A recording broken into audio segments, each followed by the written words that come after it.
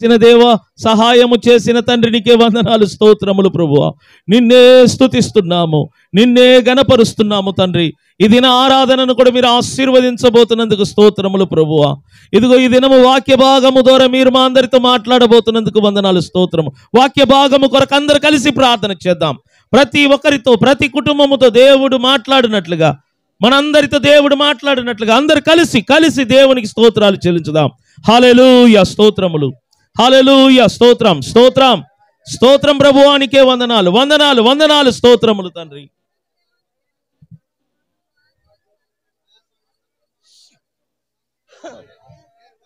Praise the Lord, హల్లెలూయా, స్తోత్రములు తండ్రి. జీవాధిపతి నీకే వందనాలు, స్తోత్రములు. జీవము గల యేసయ్యా నిన్ను స్తుతిస్తున్నాం, నిన్ను స్తుతిస్తున్నాం, నిన్ను గణపరుస్తున్నాము తండ్రి. నీకే వందనాలు, స్తోత్రములు. యేసు నీకే వందనాలు, స్తోత్రం, స్తోత్రం, స్తోత్రం. Praise the Lord, praise the Lord, praise the Lord, praise the Lord, hallelujah. ఓ దేవాతి దేవానికే వందనాలు, స్తోత్రం, స్తోత్రం. ఒక్కసారి చివరిగా దేవునికి అందరి చేతులు పైకెత్తి గట్టిగా స్తోత్రం చెల్లించుదామా. హల్లెలూయా, హల్లెలూయా, హల్లెలూయా. ప్రార్థన. తండ్రి నీకు వందనాలు, స్తోత్రములు. ఈ దినము నీ పాద సన్నిధిలో మమ్మలను చేర్చినందుకు, అదేవిధంగా కూడి వచ్చిన నీ సంఘ బిడ్డలందరిని బట్టి నిన్ను స్తుతిస్తున్నాం. ఈ వేడి వాతావరణములో ఎటువంటి వేడి అనేది లేకుండా నీ సన్నిధి చేత మమ్మలను మరుగు చేసి మీరు మాతో మాట్లాడండి. ఇదిగో మందిర పనులంతటిలో మీరు సహాయం చేశారు. ఇప్పుడు వరకు చేసిన సహాయమును బట్టి నేను స్తుతిస్తున్నాం. ఇక ముందు చేయబోతున్న సహాయమును బట్టి నేను స్తుతిస్తున్నాం.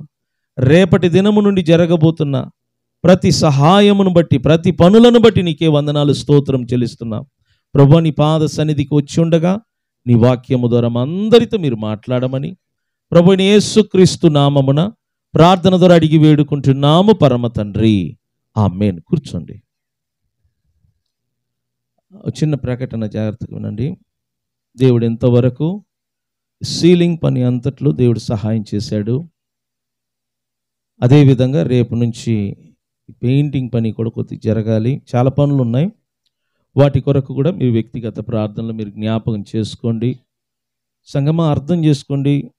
ప్రార్థనకు కొద్దిగా దూరం అవ్వటం వలన మనం ఎంత వెనకబడిపోతున్నామో మీరు పాడుతున్న పాటలను బట్టి మీకు అర్థమవుతుంది.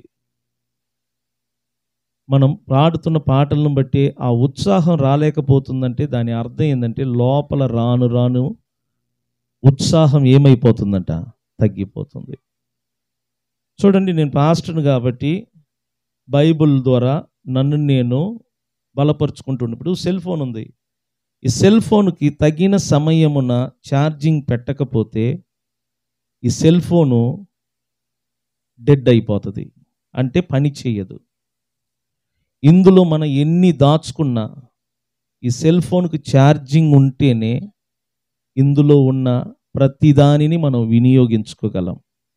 సెల్ ఫోన్కు సరి అయిన ఛార్జింగ్ లేకపోతే ఫోను ఏ విధంగా ఆరిపోతుందో, డెడ్ అయిపోతుందో, నీ ఆత్మలో ఛార్జింగ్ లేకపోతే ఆటోమేటిక్ మీరు డెడ్ అయిపోతారు. అప్పుడు లోపల ఉత్సాహం ఉండదు. లోపల ఉత్సాహం లేకపోతే బయట కూడా మనం ఉత్సాహంగా ఉండం. పాటలు పాడబుద్ధి కాదు, ఆపేద్దామనిపిస్తుంది, కూడా కూర్చుందామనిపిస్తుంది, ఇంట్రెస్ట్ ఉండదు. రీజన్ ఏంటంటే మీరు ఇంటికాడ ప్రార్థనలు చేయరు, నంబర్ 1. అసలు బైబిల్ తెరవరు, నంబర్ 2. అసలు మీ మైండ్లో దేవుని గురించి రవ్వంత ఆలోచన కూడా ఉండదు. ఇవి లేకపోవటం వలన మీ అంతరంగములో ఉత్సాహం అనేది ఉండదు. ఒక మనిషి ముఖాన్ని చూసి వారి అంతరంగాన్ని లెక్కించవచ్చు. మీ ముఖ కవలికను బట్టి మీ లోపల సంతోషంగా ఉన్నారా, దుఃఖంగా ఉన్నారా, ముఖాన్ని బట్టి చెప్పొచ్చు. ఎందుకంటే మన ముఖమంట మన అంతరంగాన్ని ఈ ప్రపంచానికి చూపించే ఒక అద్దము లాంటిది. మీ లోపల ఏమున్నదో మీ ముఖాన్ని చూసి తెలుసుకోవచ్చు. ఎందుకంటే మీ లోపలి భాగాన్ని ఈ ముఖమంట ప్రపంచానికి తేటగా తెలియచేస్తుందంట, ఒక అద్దములాగా. కాబట్టి మీరు ఒక అద్దం ముందు నిలబడి మీ ముఖాన్ని మీరే చూస్తే మీకు అర్థమైపోతుంది మీ లోపల మీరు సంతోషంగా ఉన్నారా, దుఃఖంగా ఉన్నారా, ఉత్సాహంగా ఉన్నారా, నిరుత్సాహంగా ఉన్నారా. మీరే మీ ముఖాన్ని చూసి మీ లోపలి భాగాన్ని, మీరు లోపల ఎలా ఉన్నారో మీ కండిషన్ మీరు తెలుసుకోవచ్చు. కాబట్టి మీ లోపల భాగము ఉత్సాహంగా ఉండాలి అంటే, మీ లోపల భాగము సంతోషంగా సమాధానంగా ఉండాలి అంటే, ప్రతిరోజు సెల్ ఫోన్కి ఎలా ఛార్జింగ్ పెడతామో మన అంతరంగ ఆత్మకు కూడా మనం ఛార్జింగ్ పెట్టాలా. వాక్యము చదవటం ద్వారా, దేవుని సన్నిధిలో ప్రార్థన ద్వారా గడపటము, తర్వాత దేవుని గురించి నీ మనస్సులో ఎప్పుడు ఏం చేస్తూ ఉండాలంట, ఆలోచించటం. అప్పుడే నువ్వు ఉత్సాహంగా ఉంటావు, అప్పుడే నువ్వు సంతోషంగా ఉంటావు. కాబట్టి దేవుని బిడ్డలారా అర్థం చేసుకోండి, మీ అంతరంగ భాగాన్ని నేను కాదు, ఎవరో కాదు, మీరే ఉత్సాహంగా ఉంచుకోవాలి. అది మీ మీద ఆధారపడుతున్నది. ఈరోజు నేను చెప్పబోయే వాక్య భాగము కూడా అదే. 2 కొరింథీయులకు రాసిన పత్రిక అధ్యాయము 4:16 వాక్యం. ఇది ఆత్మ సంబంధమైన ఒక ప్రసంగం కాబట్టి మీరు చాలా జాగ్రత్తగా వినాలి. వాక్యం వినాలి అన్న ఆసక్తి గలవారు ముందుకొచ్చి కూర్చొని హ్యాపీగా మీరు వినవచ్చు. ఇది చాలా లోతైన విషయం కూడా నేను చెప్పబోయేది. మీరు ఏ మాత్రము అశ్రద్ధ కలిగి ఉంటే మాత్రం నేను చెప్పే మాటలు మీకు అర్థం కాదు. ఎందుకంటే ఇది ఆశీర్వాదాల గురించో లేక స్వస్థత గురించో కాదు, నీ అంతరంగ ఆత్మను గురించి నేను చెప్పబోయే మాటలు. అందువలన మీరు చాలా జాగ్రత్తగా వింటేనే మీకు అర్థమవుతుంది. 2 కొరింథీయులకు రాసిన పత్రిక 4వ అధ్యాయం 16.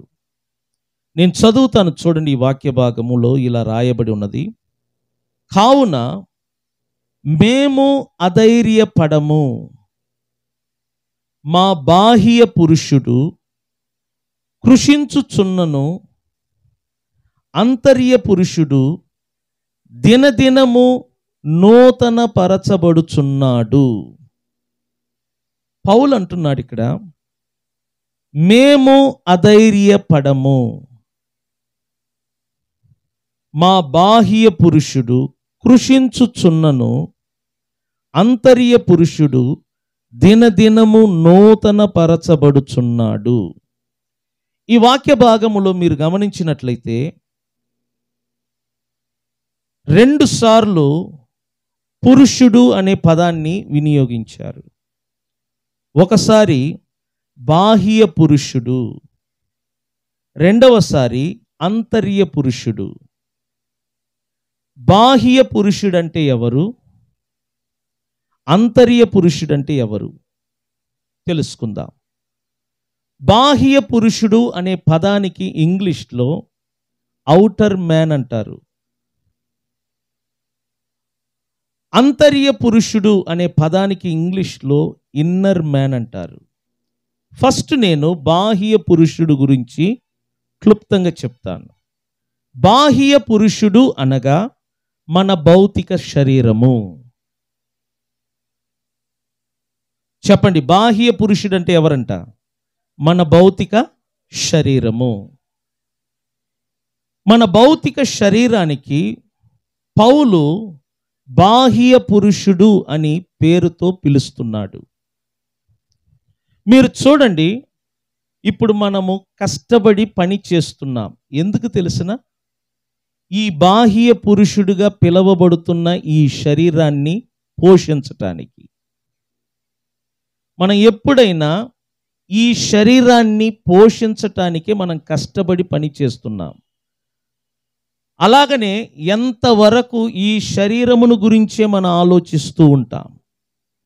దీనిని ఎలా పోషించాలి, దీనిని ఎలా సుఖముగా ఉంచుకోవాలి, ఈ శరీరాన్ని ఎలా తృప్తిపరచాలి, ఈ శరీరాన్ని ఎలా అందసందంగా ఉంచుకోవాలి, ఈ శరీరాన్ని ఏ విధంగా బలంగా ఉంచుకోవాలి, ఈ శరీరమును 3 పూటలతో ఎలా పోషించుకోవాలి, ఆభరణాలతో ఈ శరీరాన్ని ఎలా అలంకరించుకోవాలి. మీరు ఎప్పుడు చూడండి, ఈ శరీరమును గురించే ఆలోచిస్తూ ఉంటాం. కానీ ఈ శరీరం అంట వయస్సు పెరిగే కొలది కృషించిపోతూ ఉంటుందంట.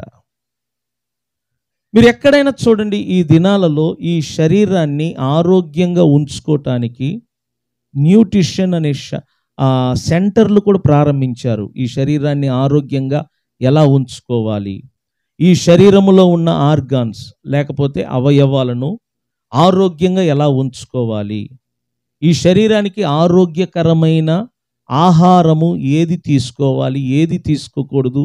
మీరు ఈ ప్రపంచంలో ఎక్కడైనా చూస్తే ఈ శరీరమును గురించి ఎక్కువగా మాట్లాడుతున్నారు. దీనిని కాపాడుకోవటానికి జిమ్ములు పెడుతున్నారు, న్యూట్రిషన్ సెంటర్లు ఓపెన్లు చేస్తున్నారు. కానీ బైబిల్ అంటుంది, మనం ఎంత చేసినా వయస్సు పెరిగే కొలది ఈ శరీరం అంట రాను రాను కృషించిపోతుందంట. మనం ఎంత జాగ్రత్త తీసుకున్నా వయస్సు పెరిగే కొలది కృషించిపోతుంది. మనం ఎంత డైటింగ్ ఉన్నా, డైటింగ్ లేకపోయినా, తినకపోయినా వయస్సు పెరిగే కొలది శరీరము రాను రాను కృషించిపోతుందంట. పౌలు అంటున్నాడు, మీరు ఎక్సర్సైజ్ చేయండి, వాకింగ్ చేయండి, డైటింగ్ చేయండి, యోగా సెంటర్కి వెళ్ళి యోగాలు కూడా చేయండి. కానీ ఈ శరీరాన్ని మీరు ఎంత కాపాడాలనుకున్నా వయస్సు పెరుగుతున్న కొలది శరీరం అంట రాను రాను కృషించిపోతూ ఉంటుందంట. ఎందుకంటే శరీరానికి ఆ స్వభావం ఉంది, కృషించిపోయే స్వభావం. ఆదాము ఎప్పుడు పాపము చేశాడో ఆ పాపము వలన సృష్టి శపించబడ్డది. ఆ శాపము క్రింద మన శరీరము కూడా శపించబడ్డది. గనుక ఈ శరీరం పట్ల మనం ఎంత శ్రద్ధ వహించినా, ఎంతగా మనం కేర్ తీసుకున్నా వయస్సు పెరిగే కొలది శరీరములో క్వాలిటీ తగ్గిపోతుంది, రాను రాను కృషించిపోతూ ఉంటుంది. కానీ పౌలు అంటున్నాడు, మా బాహ్య పురుషుడు కృషించుచున్నను అంతర్య పురుషుడు మాత్రం దినదినము ఏమవుతున్నాడంట, నూతన పరచబడుచున్నాడు.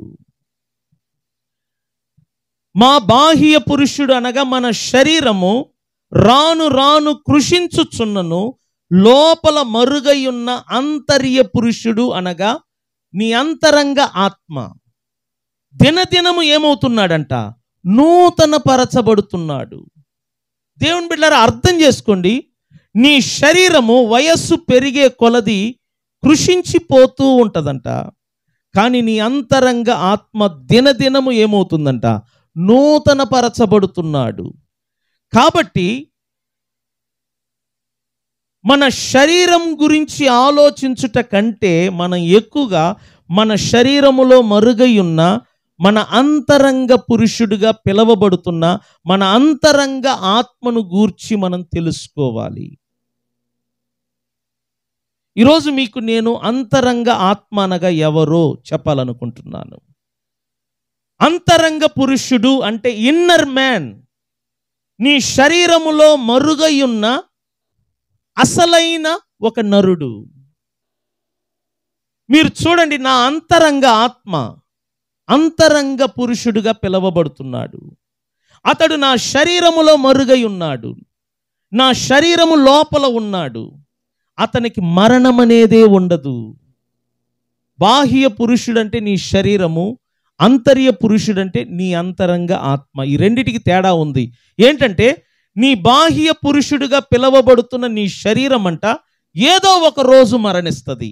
నువ్వు దానిని ఎంతగా కాపాడుకున్నా, ఎంతగా ఎక్సర్సైజ్ ద్వారా, డైటింగ్ ద్వారా నువ్వు ఎంత జాగ్రత్త వహించినా, మరణము అనే సమయం వచ్చినప్పుడు నీ శరీరం ఖచ్చితంగా మరణిస్తుంది. ఎందుకంటే బైబిల్ అంటుంది, మరణమునకు లోనైన మీ శరీరం. చెప్పండి, మన శరీరం దేనికి లోనై ఉన్నదంట? మరణానికి లోనై ఉన్నది. ఏదో ఒక రోజు ఈ శరీరం చనిపోతుంది. ఆరోగ్యం బాగున్నా చనిపోతుంది, అనారోగ్యం వచ్చినా చనిపోతుంది, రోగాలు వచ్చినా రోగాలు రాకపోయినా ఏదో ఒక రోజు ఈ శరీరం చనిపోతుంది. కారణం ఏంటంటే ఈ శరీరము శాపమునకు లోనై ఉన్నది, మరణమునకు లోనై ఉన్నది. ఖచ్చితంగా ఈ భూమిలో పుట్టిన ప్రతి నరుడు భౌతికంగా చనిపోతాడండి, గుర్తుపెట్టుకోండి. కానీ నీ అంతరంగ ఆత్మకు మరణం అనేది లేదు. శరీరానికి మరణం ఉంది కానీ ఆత్మకు మరణము లేదని బైబిల్ చెప్తుంది. శరీరము ఏదో ఒక రోజు మరణిస్తుంది కానీ ఆత్మకు మరణం అనేదే సంభవించదు. మనం చూడండి, చనిపోయే శరీరం కోసమే కదా మనం కష్టపడుతున్నాం, చనిపోయే శరీరం కోసమే కదా మనం పరుగులెత్తుతున్నాం. మీరు చూడండి, తల్లిదండ్రులు కష్టపడుతున్నారు, పిల్లల్ని ఎందుకు చదివిస్తున్నారు? వీరు చదివి రేపు ఒక పని సంపాదించుకొని ఆ వచ్చే సంపాదన ద్వారా కుటుంబాన్ని పోషించుకోవటానికి. అక్కడ కూడా చూడండి, శరీరాన్ని పోషించుకోవటానికే. చనిపోయే నీ శరీరం కోసం నువ్వు కష్టపడుతున్నావు, కానీ యుగ యుగాలు జీవిస్తున్న నీ ఆత్మ కోసం నువ్వు ఎప్పుడైనా శ్రమపడ్డావా? నశించిపోయే శరీరం కోసం పరుగులెత్తుతున్నాం, కానీ యుగ యుగాలు జీవిస్తున్న మన ఆత్మ కొరకు మనం ఎప్పుడైనా శ్రమపడ్డామా? ఒకసారి ఆలోచన చేయండి. నీ ఆత్మ అంతరంగ పురుషుడిగా పిలువబడుతున్నాడు. నీ శరీరములో నీ అంతరంగ ఆత్మ మరుగై ఉన్నది. నీ శరీరం అంట దేవుడు నీ అంతరంగ ఆత్మకు ఒక వస్త్రముగా తొడిగించాడు.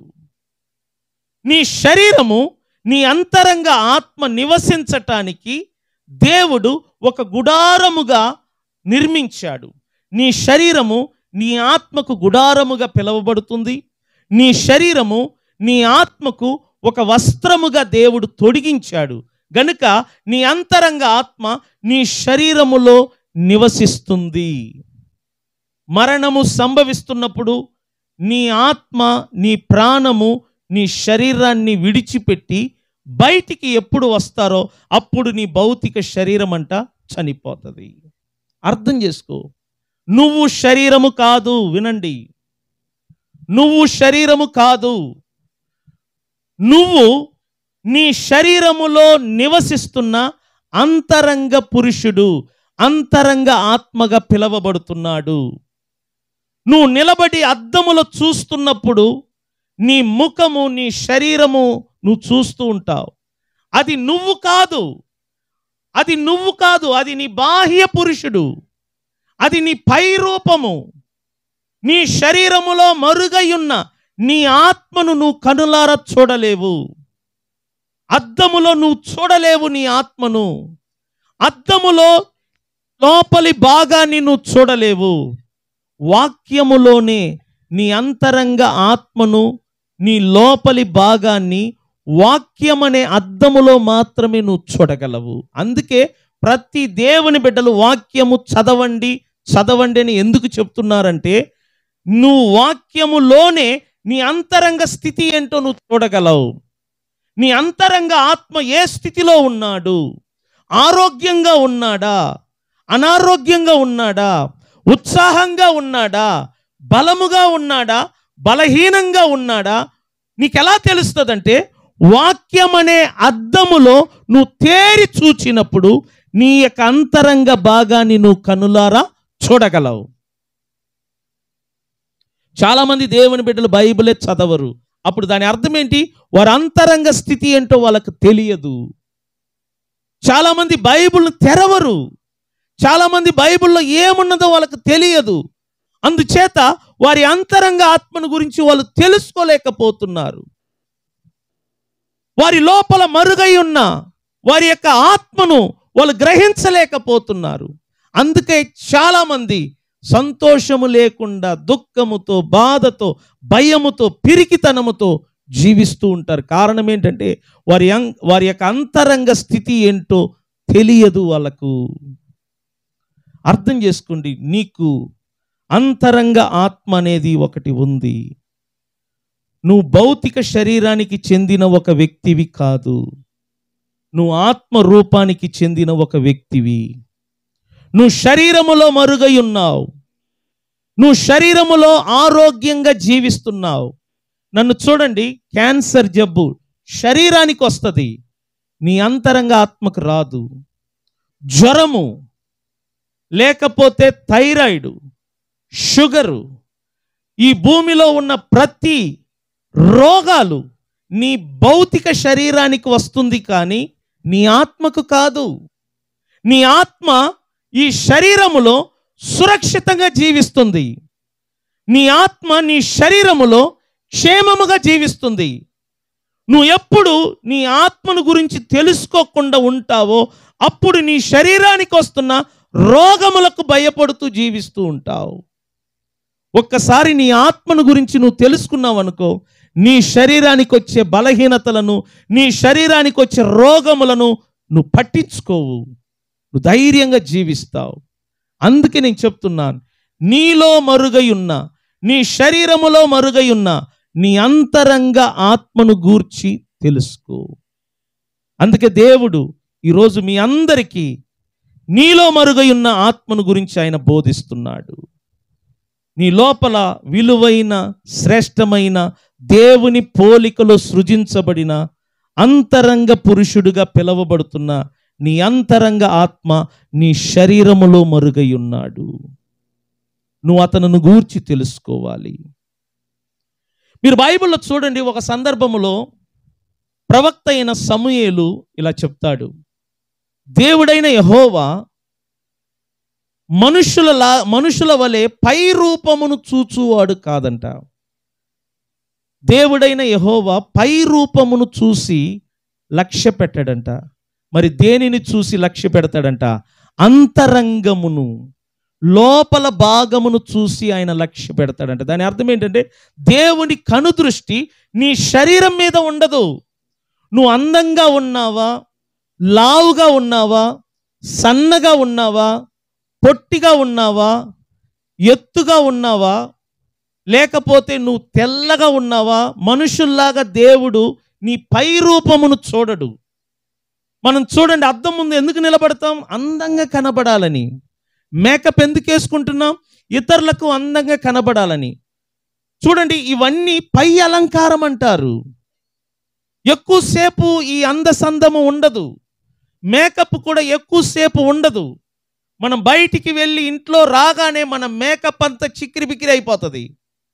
అది పై రూపము, పై అలంకారం అంట. కానీ దేవుడు మనుషుల వలె పై రూపమును చూసి లెక్కించడు. మనం చూడండి, పైన రూపాన్ని చూసి, మన ముఖ కవలికలను చూసి ఇతడు మంచివాడా చెడ్డవాడా మనం జడ్జిమెంట్ ఇస్తూ ఉంటాం. దేవుడు అలా కాదు. నీ అంతరంగ ఆత్మను చూస్తాడు. నీ లోపల ఉన్న నీ రూపమును ఆయన చూస్తాడు. మనుషులకు దేవునికి మధ్య ఉన్న వ్యత్యాసం ఏంటంటే, మనుషులు పై రూపమును చూస్తారు, దేవుడు లోపల భాగాన్ని చూస్తారంట. స్తోత్రం చెప్దామా? ఎందుకంటే యేసు ప్రభు మార్కు సువార్త 7 అధ్యాయములో 21, 22లో మీరు అక్కడ చూసినట్లయితే, లోపల నుండి వచ్చు ప్రతి చెడు ఆలోచనలు, ప్రతిదీ ఎక్కడి నుంచి వస్తుందంట? లోపల నుండి. దొంగతనము కానీ, నరహత్య కానీ, వ్యభిచారము కానీ, జారత్వము కానీ, అసూయ కానీ, కుళ్ళు కుట్ర కానీ, ఇవన్నీ మన లోపల నుండి బయటికి వస్తున్నది. అందుకనే దేవుడు పై రూపమును చూడటం లేదు. దేవుడంట లోపల భాగాన్ని చూస్తూ ఉంటాడు. ఆయన 2 కన్నులంట నీ లోపల ఉన్న అంతరంగ ఆత్మ మీదనే ఉంటుంది. ఎందుకంటే ప్రతిదీ, అది మంచి అయినా సరే చెడైనా సరే, ప్రతిదీ నీ లోపల నుండి బయటికి వస్తుంది. దేవుని బిడ్డలారా, ప్రతిదీ, అది చెడైన, మంచైన, ఆరోగ్యమైన, అనారోగ్యమైన, నీ లోపల నుండి బయటికి వచ్చి నీ దేహమును ఆరోగ్యంగా ఉంచటం కానీ, అపవిత్రంగా ఉంచటం కానీ, అది నీ లోపల నుండి వచ్చే ప్రతి ఆలోచన ద్వారా నీ దేహం అంట మార్చబడుతుందంట. అందుకే దేవుడు ఎప్పుడైనా నీ పై రూపమును చూడడు, నీ అలంకారాన్ని చూడడు, నీ అందసందాన్ని చూడడు. నువ్వు నువ్వు చేతులెత్తుతున్నావా, మోకరిస్తున్నావా, నిలబడుతున్నావా, అవన్నీ చూడడు. నీ లోపలి హృదయాన్ని చూస్తున్నాడు. నీ అంతరంగ భాగాన్ని చూస్తున్నాడు. నీ హృదయము నలిగి ఉన్నదా లేదా, నీ లోపల భాగం ఏ స్థితిలో ఉన్నది, దానిని బట్టి నీ ప్రార్థనకు జవాబు దేవుడిస్తాడు. బైబిల్ అంటుంది, నలిగిన హృదయము కలిగిన వారికంట యెహోవా సమీపస్థుడై ఉన్నాడంట. ఇక్కడ చెప్పబడిన నలిగిన హృదయం అంటే ఏంటి తెలిసిన? నీ అంతరంగ ఆత్మ. అంతరంగ ఆత్మ హృదయముగా పిలవబడుతుంది. గుర్తుపెట్టుకోండి, అంతరంగ ఆత్మ హృదయముగా పిలవబడుతుంది. అంతరంగ ఆత్మ యెహోవా పెట్టిన ఒక దీపముగా పిలవబడుతుంది. అంతరంగ ఆత్మ అంతర్య భాగముగా పిలవబడుతుంది. అంతరంగ ఆత్మ నీ యొక్క ఆంతర్య పురుషుడిగా పిలవబడుతున్నాడు. గనుక దేవుని యొక్క కనుదృష్టి ఎప్పుడైనా నీ పై రూపం మీద ఉండదు, నీ లోపల భాగం మీదనే ఉంటుంది. ఆయన 2 కనులంట నీ అంతరంగ పురుషుడి మీదనే ఉంటుంది. ఎందుకంటే నీ అంతరంగ పురుషుడు దేవుని ఆత్మ వలన తయారు చేయబడ్డది. చేతుల పైకెత్తి స్తోత్రం చెప్దామా? ఎందుకంటే నీ ఆత్మ దేవునిలో నుండి వచ్చినది. నీ శరీరం అంట మట్టిలో నుండి తీయబడినది, నీ ఆత్మ మాత్రము దేవుని ఆత్మలో నుండి తీయబడ్డది. అంటే నీ ఆత్మకు ఫ్రమ్ అడ్రస్ దేవుడు, నీ శరీరమునకు ఫ్రమ్ అడ్రస్ మట్టి. అందుకే మనుషులు చనిపోతే వాళ్ళ శరీరాన్ని మట్టి సమర్పిస్తారు. ఎందుకంటే అది మట్టిలో నుండి తీయబడ్డది కనుక తిరిగి మట్టికి వెళ్తుంది. కానీ నీలో ఉన్న అంతరంగ ఆత్మ దేవుని దగ్గరికి వెళ్తుందంట. చేతుల పైకెత్తి స్తోత్రం చెప్దామా? కానీ ఒక విషయాన్ని మీరు గమనించాలా, అది ఏంటంటే నీ శరీరాన్ని బలముగా ఆరోగ్యముగా ఉంచుకోవటానికి నీ శరీరానికి పోషణ ఎంతో అవసరం.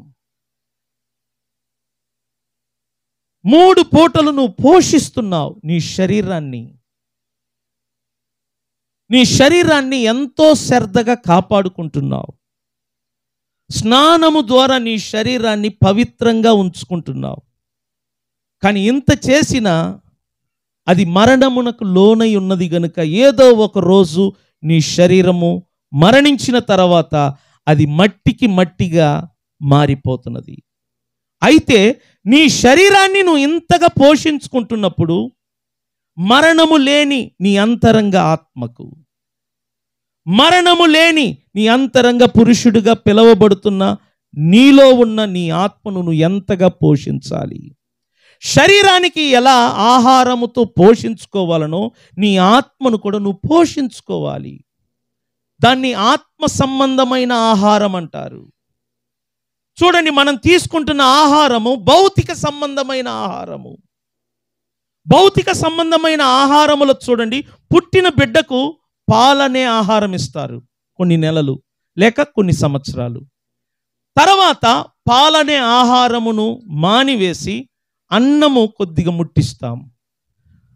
దాని తర్వాత కొంచెం బలమైన ఆహారము, దాని తర్వాత మాంసాహారం పెడతాం. ఇక్కడ చూడు, పాలతో పోషిస్తాము, తర్వాత అన్నముతో పోషిస్తాము, తర్వాత బలమైన ఆహారముతో పోషిస్తాము, ఆఖరిగా మాంసాహారముతో పోషిస్తాం.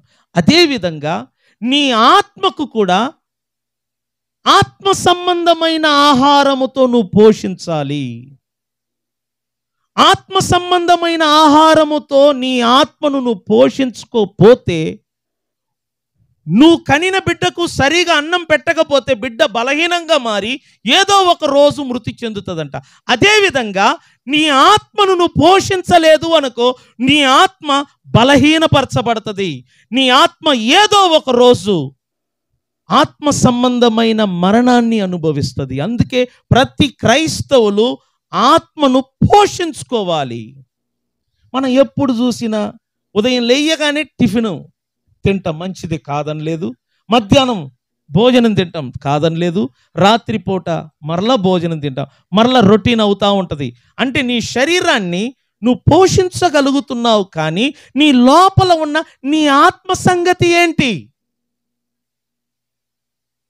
నీ ఆత్మ మాత్రమే యుగయుగాలు జీవిస్తుంది. రేపు నీ భౌతికంగా చనిపోయినా నీ భౌతిక శరీరం సమాధి చేయబడటమో కాల్చబడటమో బోడ్చటమో జరుగుతుంది. కానీ నీ ఆత్మ యుగయుగాలు జీవిస్తుందంట. మనిషి ఆత్మ మాత్రమేనండి మరణము లేకుండా యుగయుగాలు జీవిస్తుంది. ఒకటి, అది నరకానికి వెళ్ళి అక్కడ జీవిస్తుంది, లేకపోతే దేవుని దగ్గరికి వెళ్ళి అక్కడ జీవిస్తుంది. మరణము లేనిది మన అంతరంగ ఆత్మ. నీ అంతరంగ ఆత్మను గురించి నువ్వు ఆలోచించావా? నీ అంతరంగ ఆత్మను గురించి నువ్వు ఎప్పుడైనా ఆలోచించావా? నువ్వు అద్దం ముందు నిలబడి చూడు. నువ్వు చూస్తున్న నీ శరీరము నువ్వు కాదు, అది నీ భౌతిక శరీరము. దేవుడు నీ ఆత్మకు ఒక వస్త్రములాగా నీ శరీరాన్ని తొడిగించాడు. నువ్వు చూస్తున్నది ఒక వస్త్రం మాత్రమే. వయస్సు పెరిగే కొలది నీ యొక్క పై రూపముల మార్పును నువ్వు చూస్తున్నావు. 10 సంవత్సరానికి ముందు నీ ముఖ కవలికలు ఒక రకంగా ఉంటే ఈరోజు నీ ముఖ కవలికలు మరొక రకంగా ఉంది. ఇంకొక 2-3 సంవత్సరం తర్వాత నీ ముఖ కవలికలు అన్నీ మారిపోతూ ఉంటాయి.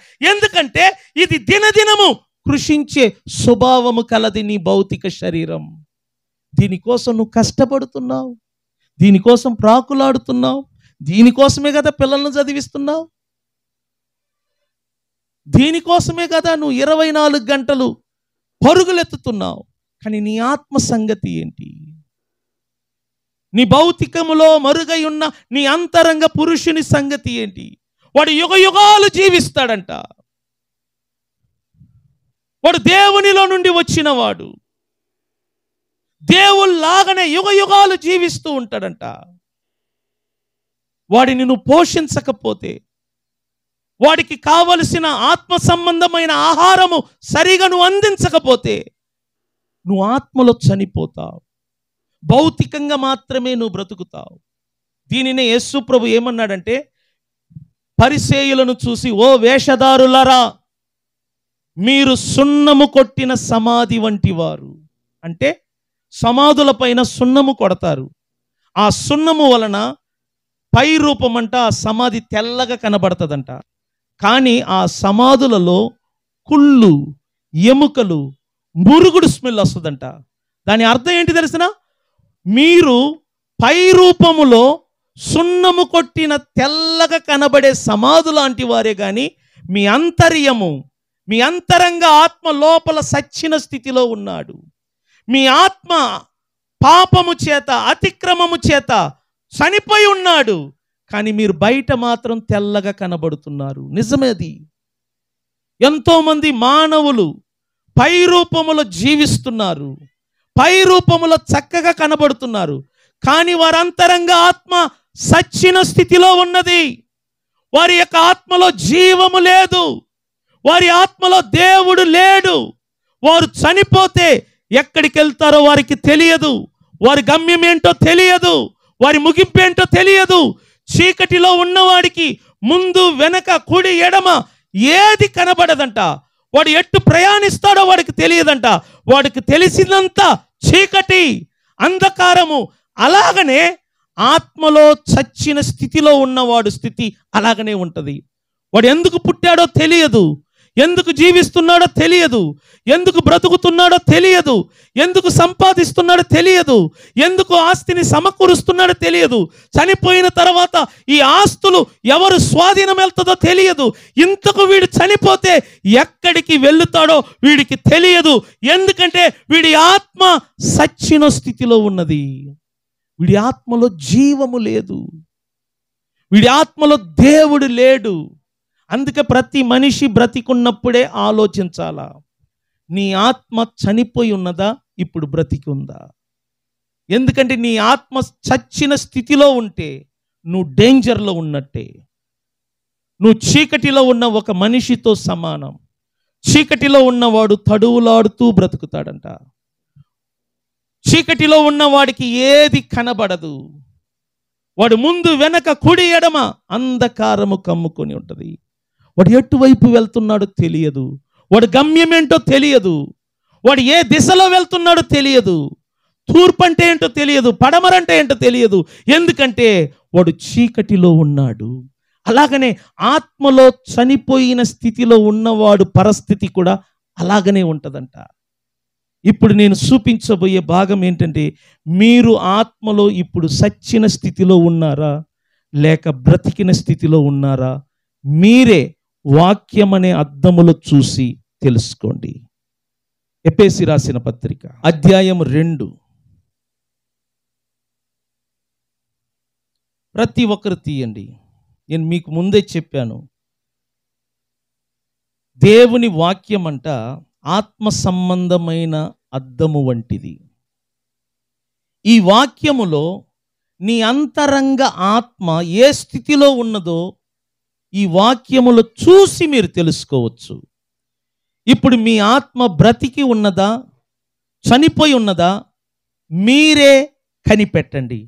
నేను చూపిస్తాను రెఫరెన్స్ను. ఎఫెసీయులకు రాసిన పత్రిక అధ్యాయం 2:1 చదువుదాం అందరం కలిసి. మీ అపరాధముల చేతను పాపముల చేతను మీరు ఏమై ఉన్నారంట? సచ్చిన వారై ఉండగా. ఆగండి, పౌలు అంటున్నాడు మన అంతరంగ ఆత్మ అంట మన లోపల సచ్చిన స్థితిలో ఉన్నదంట, చనిపోయి ఉన్నదంట. దాని అర్థం ఏంటంటే జీవము లేకుండా. చెప్పండి, చనిపోయిన స్థితిలో ఉందంటే దాని అర్థం ఏంటి చెప్పండి? మీరు చూడండి, ఒక్కసారి నన్ను చూడండి. మీ శరీరము ఎప్పుడు చనిపోతుందో ఇక మీ శరీరం అంట ఈ లోకముతో సంబంధము కలిగి ఉండదు.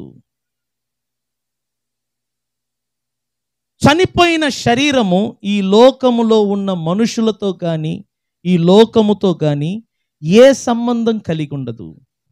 ఆ శరీరము మాట్లాడదు, ఆ శరీరము నిలబడదు, ఆ శరీరము పని చెయ్యదు, నువ్వు మాట్లాడిన దానికి వినపడదు. కారణం ఏంటంటే శరీరములో జీవము లేదు, అది సచ్చిన స్థితిలో ఉంది. అందుచేత శరీరం మాట్లాడదు. శరీరములో జీవము లేకపోవటం వలన నిమిషానికి శరీరం అంట కృషించిపోతుందంట. మీరు చూడండి, చనిపోయిన డెడ్ బాడీని కనిపెడుతూ ఉండండి, బాడీలో మార్పు వస్తూ ఉంటుంది. డెడ్ బాడీ ఉబ్బుతూ ఉంటుంది, ఎంట్రుకలు తనంతట తాను రాలిపోతూ ఉంటుంది. శరీరం మీద ఉన్న రోమాలు కానీ చర్మము కానీ అలాగనే ఊడి పడుతూ ఉంటుంది. నిదానంగా మీరు గమనిస్తే అది కుళ్ళిపోతూ మట్టికి మట్టి మారుతూ ఉంటుందంట. కారణం ఏంటంటే శరీరములో జీవము లేదు. అర్థం చేసుకో, జీవము ఉన్నంత వరకే నీ శరీరము సేఫ్గా ఉంటుంది. ఎప్పుడు నీ శరీరములో నుండి జీవము సపరేట్ అవుతుందో నీ శరీరం అంతా కృషించిపోతూ ఉంటుందంట. అలాగనే ఆత్మలో జీవము లేకపోతే నీ ఆత్మ కూడా కృషించిపోతుంది. పౌలు అంటున్నాడు, మనిషి యొక్క ఆత్మ పుడుతున్నప్పుడే సచ్చిన స్థితిలో పుడుతుందంట. ఎందువలన? అపరాధముల చేత, 1, 2 పాపముల చేత. నన్ను చూడండి, మనిషి పుడుతున్నప్పుడే ఆత్మలో సచ్చిన స్థితిలో పుడుతున్నాడు.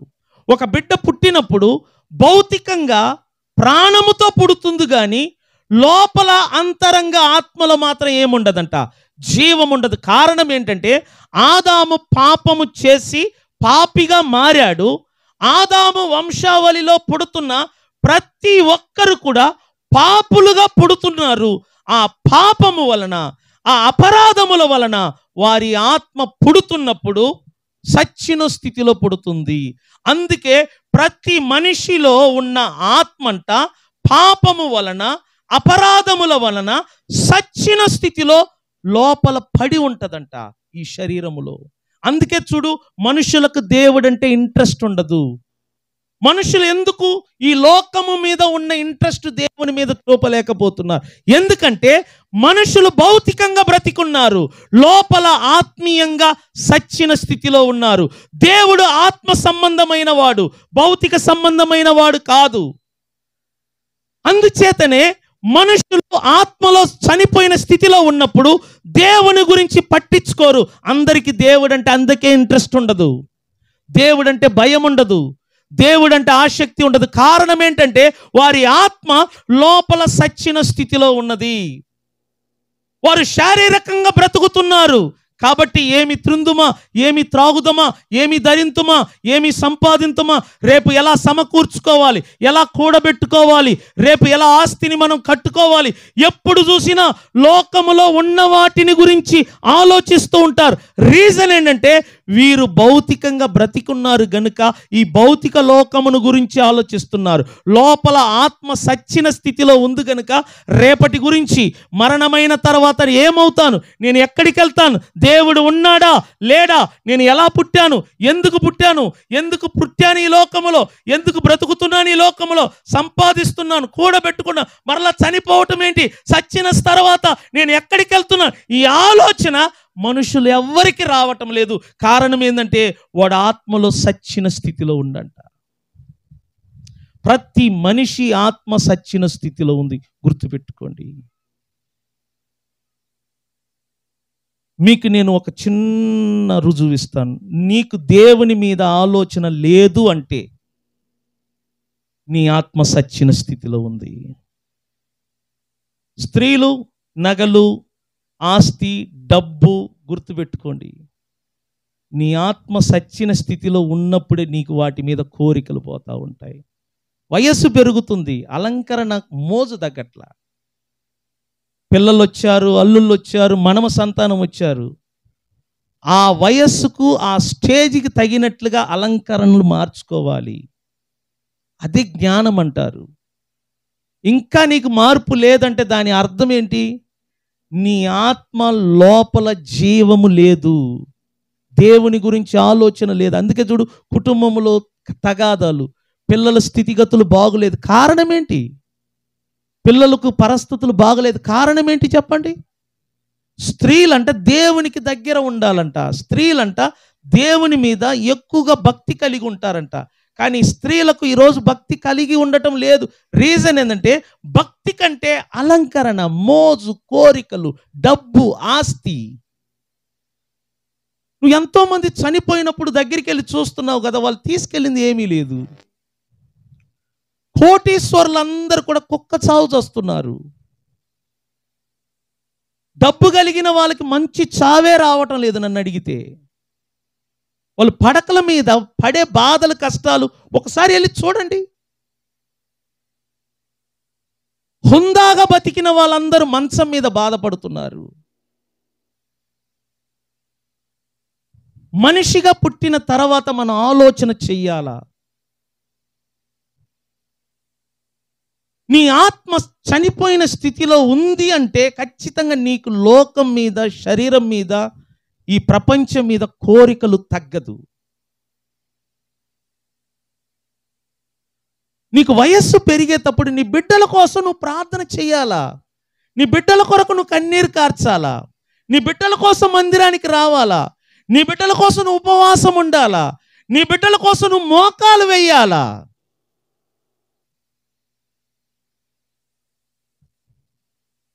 కానీ నీలో ఆ ప్రార్థన భారము కానీ, బిడ్డల కోసం ప్రార్థించటం కానీ, భర్త కోసం ప్రార్థించటం కానీ, కొడుకు కొరకు ప్రార్థించటం కానీ, కూతురు కొరకు ప్రార్థించటం కానీ, కుటుంబ సభ్యుల కొరకు ఉపవాసం ఉండి ప్రార్థించటం కానీ, ఈ కోరికలు నీలో కనబడటం లేదంటే నీ ఆత్మలో జీవము లేదు అని అర్థం. ఇంకెప్పుడు నువ్వు మారుతావు?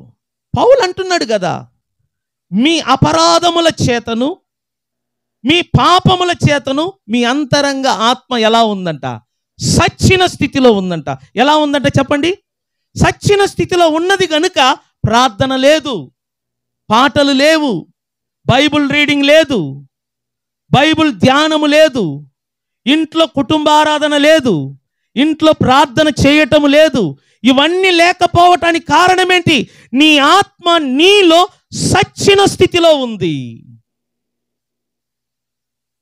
కానీ 2000 సంవత్సరానికి ముందు ప్రేమామయుడు, కరుణామయుడైన మన యేసుక్రీస్తు మనలను రక్షించుటకు, మనలను బ్రతికించుటకు, మనలను ఉజ్జీవింప చేయుటకు మానవుడిగా ఈ లోకానికి దిగి వచ్చాడని బైబిల్ చెప్తుంది.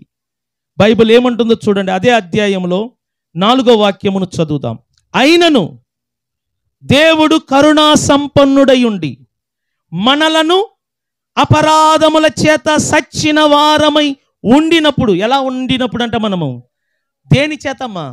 అపరాధముల చేత మన అంతరంగ ఆత్మ ఎలా ఉందంట? దేవుని కను దృష్టిలో సచ్చిన వారమై ఉండినప్పుడు సహితము మన ఎడల ఆయన చూపిన తన మహాప్రేమ చేత మనలను, అనగా మన అంతరంగ ఆత్మను క్రీస్తుతో కూడా ఏం చేశాడంట?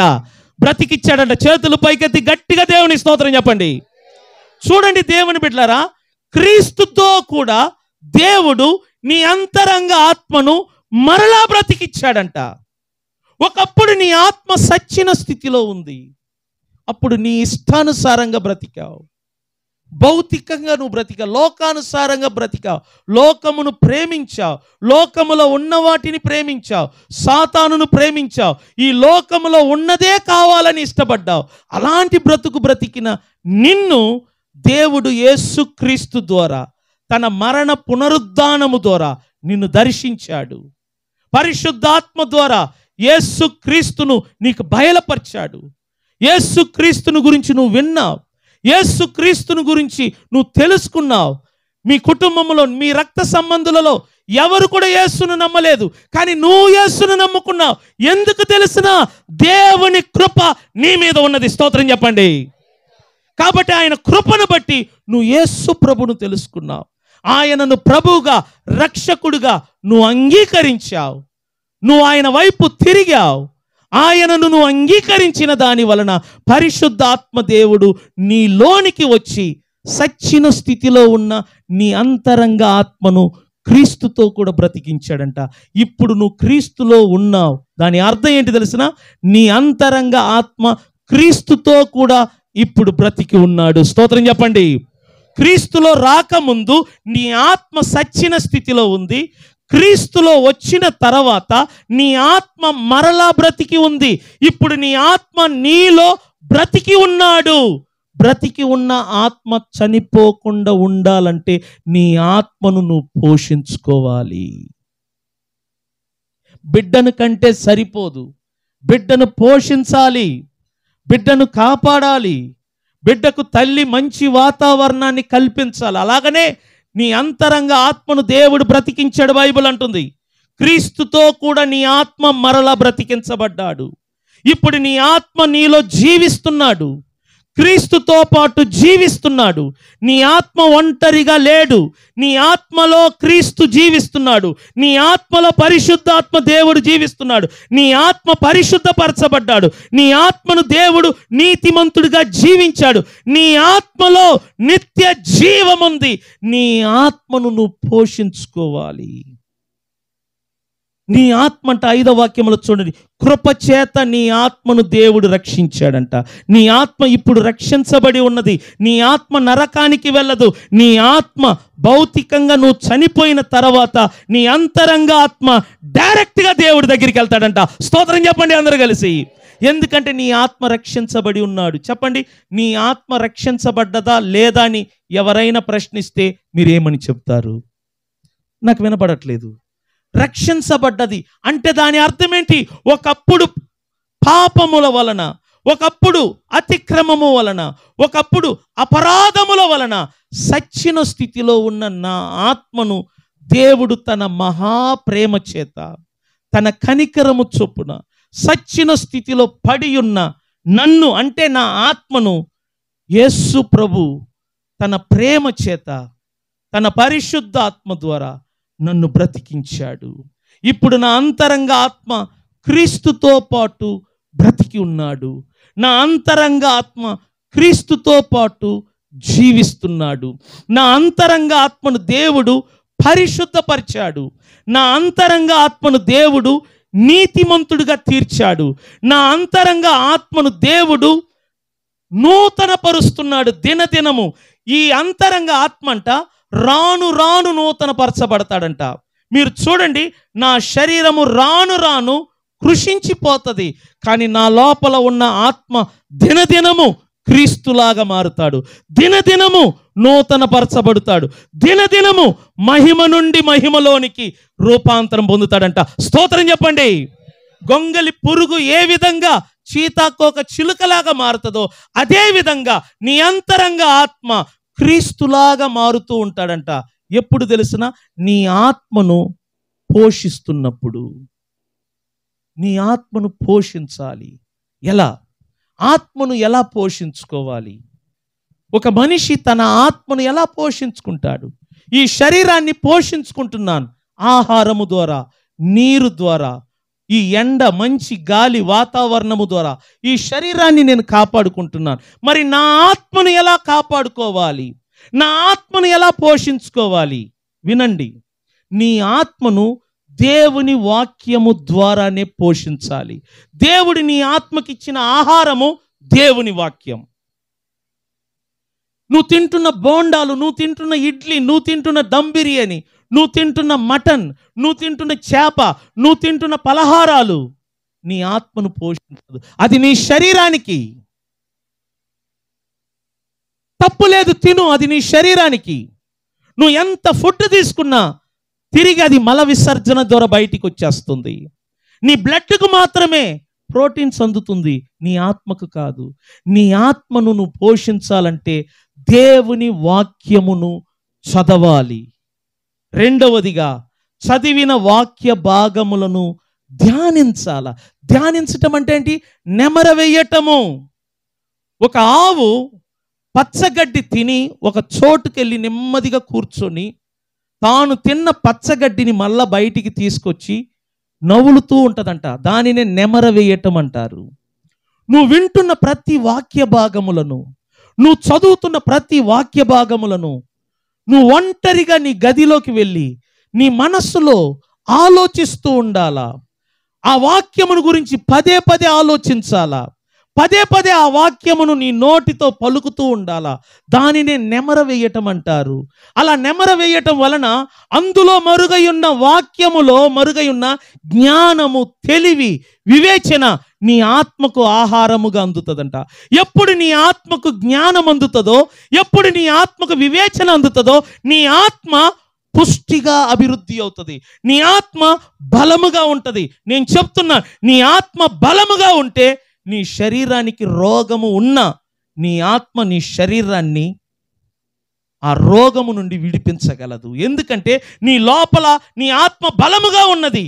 అందుచేత నీ శరీరానికి వచ్చే బలహీనతను నువ్వు పట్టించుకో.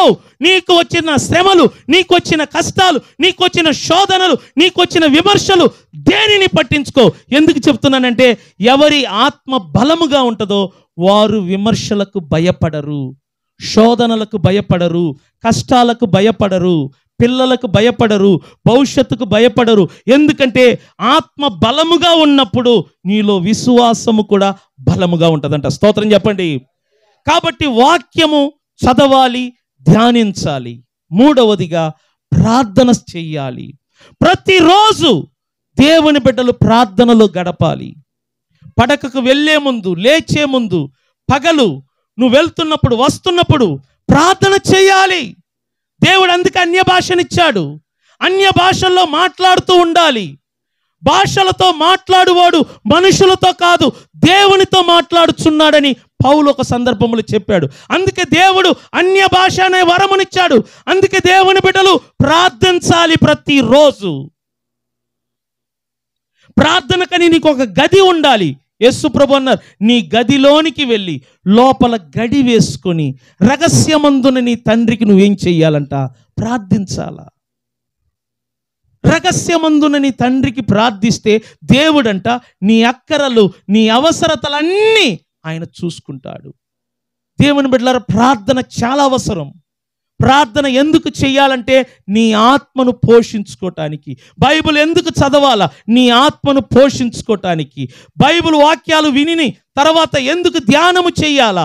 ఎందుకు అన్య భాషలలో మాట్లాడాలా? నీ ఆత్మను బలపరుచుకోవటానికి. నీ ఆత్మను పోషించాలన్నా, నీ ఆత్మను ఛార్జింగ్ పెట్టాలన్నా, నీ ఆత్మను బలపరుచుకోవాలన్నా దేవుని వాక్యము చదవాలా, ధ్యానించాలా, ప్రార్థనలో గడపాలా, సంఘ సహవాసములో కలవాలి. అప్పుడే నీ ఆత్మ ఉత్సాహంగా ఉంటుంది. లేకపోతే సోలిపోయి ఉంటాం, డల్గా ఉంటాం, ఏదో పోగొట్టుకున్న వారిలాగా ఉంటాం. క్రీస్తులో మీరు మరల బ్రతికించబడ్డారు. దేవుడు నీ ఆత్మను క్రీస్తుతో పాటు బ్రతికించాడు. బ్రతికించిన దేవుడు ఏం చేశాడు తెలుసా?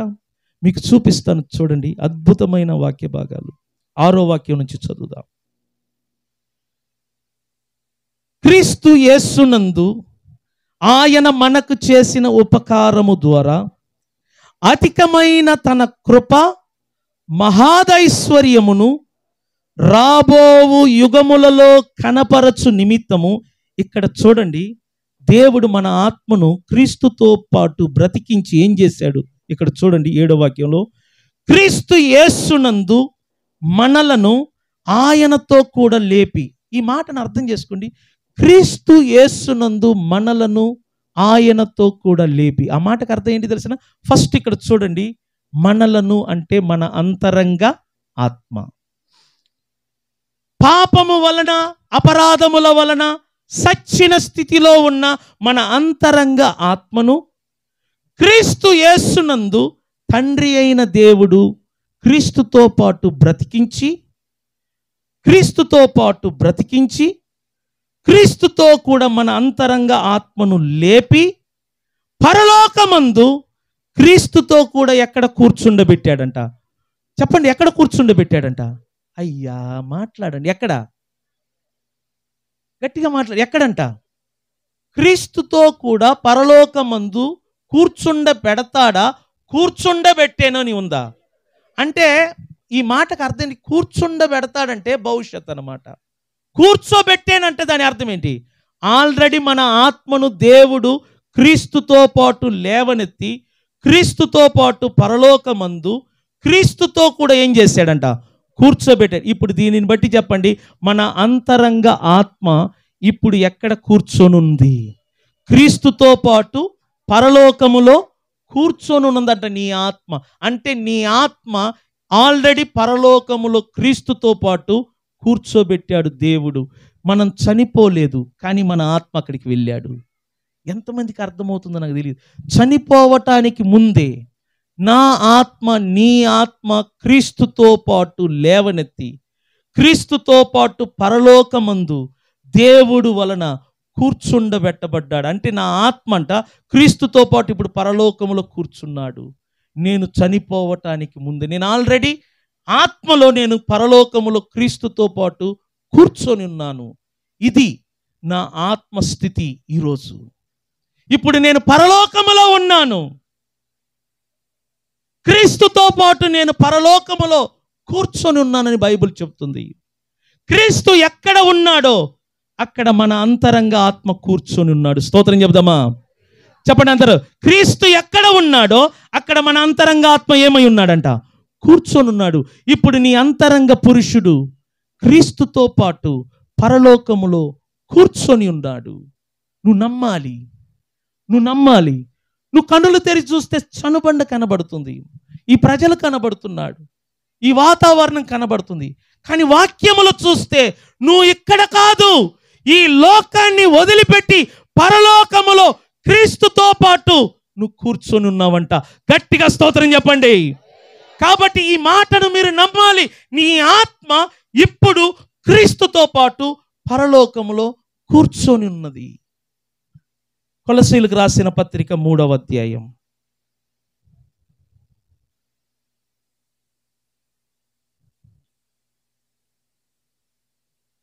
ఇక్కడ చూడు, 1 నుంచి చదువుదాం అందరం కలిసి. మీరు అనగా మీ అంతరంగ ఆత్మ క్రీస్తుతో కూడా లేపబడిన వారైతే, నేను అడుగుతున్నాను, క్రీస్తుతో కూడా మీ అంతరంగ ఆత్మ లేపబడి ఉన్నదని ఎంతమంది నమ్ముతున్నారో 2 చేతులు పైకెత్తి గట్టిగా స్తోత్రం చెప్పండి. నేను మరలా చెప్తున్నాను, అర్థమైతే చెప్పండి. నేను నమ్ముతున్నాను, నా అంతరంగ పురుషుడు, నా అంతరంగ ఆత్మ క్రీస్తుతో పాటు లేపబడి ఉన్నాడు, క్రీస్తుతో పాటు పరలోకములో కూర్చొని ఉన్నాడు. నేను నమ్ముతున్నాను, నాకు అనుమానము లేదు అన్నవాళ్ళు మీ 2 చేతులు పైకెత్తి స్వరమెత్తి గట్టిగా స్తోత్రం చెప్పండి. ఇంకొకసారి గట్టిగా స్తోత్రం చెప్పండి. మీ అంతరంగ ఆత్మ క్రీస్తుతో కూడా లేపబడిన వారైతే మీరు దేనిని వెతకాలంట? ఒకసారి చూడండి. పైనున్న వాటిని ఏం చెయ్యాలా? వెతకుడి. ఎందుకు? అక్కడ ఎవరున్నారంట? అక్కడ క్రీస్తు దేవుని కుడి పార్శ్వమున కూర్చుండి ఉన్నాడు. ఆయనతో కూడా మనం కూడా ఏమని ఉన్నాం? కూర్చొని ఉన్నాం. రెండో వాక్యం, పైనున్న వాటి మీదనే గాని, చెప్పండి గట్టిగా, పైనున్న వాటి మీదనే గాని భూ సంబంధమైన వాటి మీద మీరు మనసు పెట్టుకొనకుడి. ఏలయనగా మీరు ఏమైతిరి? మృతి పొందితిరి.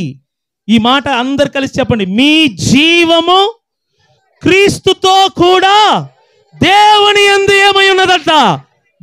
ఇంకొకసారి గట్టిగా చెప్పండి. మీ జీవము క్రీస్తుతో కూడా దేవుని యందు ఏమై ఉన్నది? జీవం అంటే ఏంటి తెలిసిన? లైఫ్ అన్నమాట. అర్థం చేసుకోండి. లైఫ్. నీ జీవమంట, మీ జీవమంట క్రీస్తుతో కూడా దేవునిలో దాచబడి ఉన్నదంట. అంటే నీ జీవం అంటే నీ ప్రాణము. నీ ప్రాణాన్ని సాతాను ముట్టాలన్నా, నీ ప్రాణాన్ని సాతాను నీ దగ్గర నుండి తీసుకోవాలన్నా వాడు దేవుని దగ్గరికి వెళ్ళాలా. ఎందుకు తెలిసిన? నీ ప్రాణము, నీ జీవము క్రీస్తుతో కూడా ఎక్కడ దాచబడి ఉన్నది అంటే నువ్వు ఎవరిలో దాచబడి ఉన్నావు? నువ్వు దేవునిలో దాచబడి ఉన్నావు. దేవునిలో దాచబడిన నీకు కీడు వస్తుందా? దేవునిలో దాచబడిన నీకు శ్రమలు వస్తుందా? దేవునిలో దాచబడిన నీకు కష్టాలు వస్తుందా? అట్టయితే ఎందుకు మీరు బాధపడుతున్నారు? ఎందుకు మీరు కన్నీరు కారుస్తున్నారు? ఎందుకు మీరు దుఃఖపడుతున్నారు? ఎందుకంటే వాక్యములో ఏది రాయబడి ఉన్నదో మీకు తెలియకపోవటం. నాకు భయం లేదు, దిగులు లేదు. కారణం, దేవుని వాక్యమును నేను ఎరిగి ఉన్నాను. నా ప్రాణము, నా జీవము క్రీస్తుతో కూడా దేవునిలో దాచబడి ఉన్నది. కాబట్టి నన్ను సాతాను ముట్టలేడు, నన్ను సాతాను శోధించలేడు, నన్ను సాతాను గిచ్చలేడు. కారణం ఏంటంటే నేను దేవునిలో దాచబడి ఉన్నా. నన్ను వాడు ముట్టాలంటే దేవుని ముట్టాలి. దేవుడు అన్నాడు కదా, నిన్ను ముట్టినవాడు నా కంటి పాపను ముట్టినట్టు. స్తోత్రం చెప్దామా? సంగమా, అర్థం చేసుకో.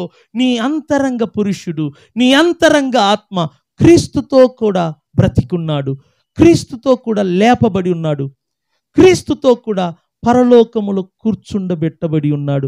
ఇప్పుడు నువ్వు క్రీస్తుతో పరలోకములో కూర్చొనున్నావు సింహాసనములో. నీ జీవము క్రీస్తుతో కూడా దేవునిలో దాచబడి ఉన్నది. కాబట్టి భూ సంబంధమైన వాటి మీద మనసు పెట్టవద్దు.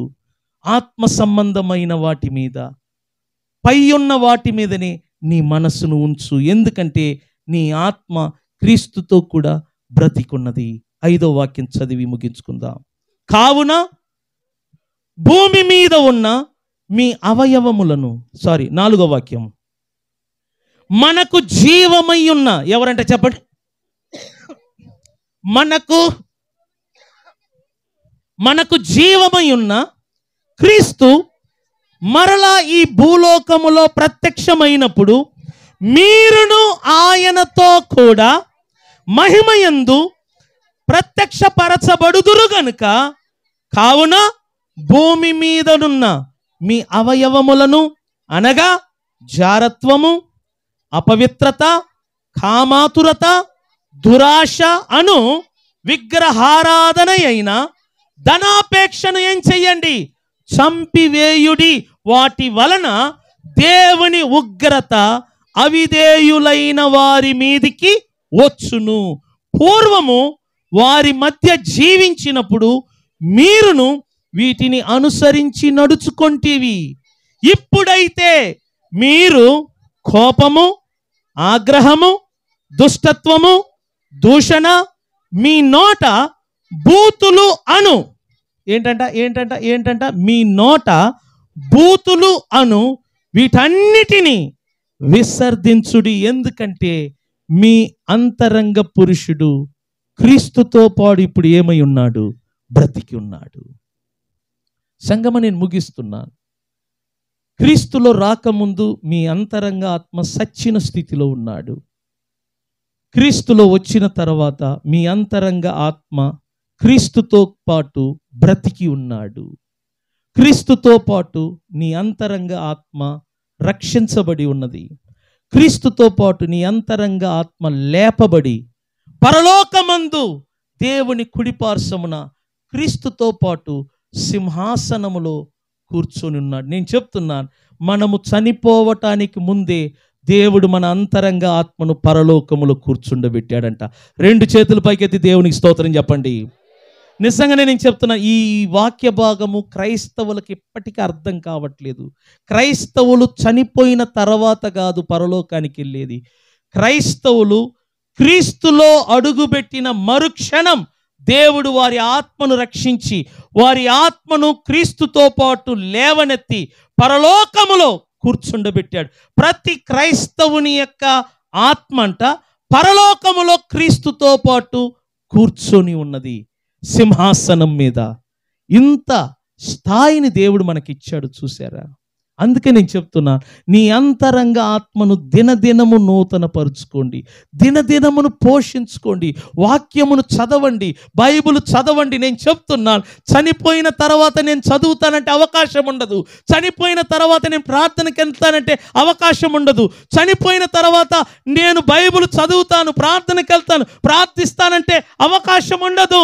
ప్రాణము ఉండగానే నీ ఆత్మను పోషించుకో, ప్రాణము ఉండగానే ప్రార్థన చెయ్యి, ప్రాణముండగానే బైబిల్ను చదువు, ప్రాణముండగానే బైబిల్ను ధ్యానించు, ప్రాణముండగానే ప్రార్థన కూటములలో, ఆరాధనలో, సంఘ సహవాసములో కలుసుకోండి. ఎందుకంటే నీ ఆత్మ క్రీస్తుతో పాటు బ్రతికి ఉన్నది. నువ్వు పైనున్న వాటిని వెతకాలి. భూ సంబంధమైన వాటి మీద మనసు ఉంచవద్దు, భౌతికమైన వాటి మీద మనసు ఉంచవద్దు. మీ పిల్లలు రక్షణ పొందకపోతే వారికి చెప్పండి, అయ్యా రక్షించబడు, ఇదిగో మీరు భౌతికంగా బ్రతుకుతున్నారు, మీ సంపాదన, మీ ఆస్తి, మీరు చదువులు, మీరు కూడబెడుతున్న ప్రతిదీ మరణము తర్వాత విడిచిపెట్టి వెళ్ళవలసినది. అది మీతో రాదు. కానీ మీ ఆత్మను మీరు బ్రతికించుకుంటే, క్రీస్తును నమ్మి క్రీస్తును రక్షకుడుగా అంగీకరించి జీవము లేని నీ ఆత్మను తిరిగి నువ్వు బ్రతికించుకుంటే యుగ యుగాలు దేవునితో నువ్వు జీవిస్తావు. ఈ భూలోకమును విడిచిపెట్టిన దేవుని దగ్గరికి వెళ్తావు. ఒకవేళ క్రీస్తును అంగీకరించకుండా, క్రీస్తును నమ్మకుండా, నీ ఆత్మలో జీవము లేకుండా, నీ ఆత్మ సచ్చిన స్థితిలో ఉండగా నువ్వు భౌతికంగా చనిపోతే నీ ప్రాణాత్మ పాతాళలోకానికి వెళ్తుంది. బైబిల్ అంటుంది, అక్కడ అగ్ని ఆరదు, పురుగు చావదు. అందుకే నేను చెప్తున్నాను, చనిపోవటానికి ముందే మీ పిల్లలను కూడా యేసు ప్రభు దగ్గరికి నడిపించండి, యేసు ప్రభును నమ్ముకోమని చెప్పండి. ఇది సీరియస్ మ్యాటరు, ఇది సీరియస్ మ్యాటరు. ప్రపంచంలో ఏది సీరియస్ అంటే, ఒక మనిషి చనిపోవటానికి ముందు వాడు యేసు ప్రభును నమ్ముకున్నాడా లేదా, అది సీరియస్ మ్యాటర్. నమ్ముకోకుండా చనిపోతే వాడి ప్రాణాత్మ పాతాళానికి వెళ్ళి అక్కడ పనిష్మెంట్ పొందుతాడు.